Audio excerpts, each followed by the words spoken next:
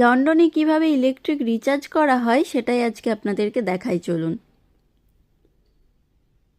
এই যে যেখান থেকে আমি এই জিনিসটি খুলে নিলাম, এই যে এই চিপটি দেখছেন, দাঁড়ান আমি সিঁড়িটা থেকে নেমে যাই, তারপরে দেখাচ্ছি।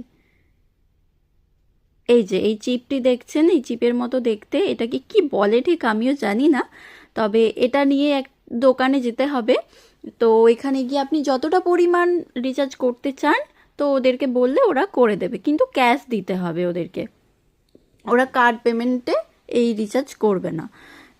তো যতটা পরিমাণ ক্যাশ দেবেন তো ওরা রিচার্জ করে দেবে। তারপরে আমি যেখান থেকে এটা খুলে নিয়ে এলাম ওখানে গিয়ে আবার ওটা ঢুকিয়ে দিতে হবে, তারপরে আপনার ইলেকট্রিকের যাবতীয় যা কাজ সেটা শুরু হয়ে যাবে। কিন্তু এটা যদি না রিচার্জ করেন তখন কিন্তু আপনি ইলেকট্রিকের কোনো কাজই করতে পারবেন না। তো এটা আমি নতুন এখানে এইভাবে নতুন জিনিস দেখলাম, তাই আপনাদের সাথে শেয়ার করলাম।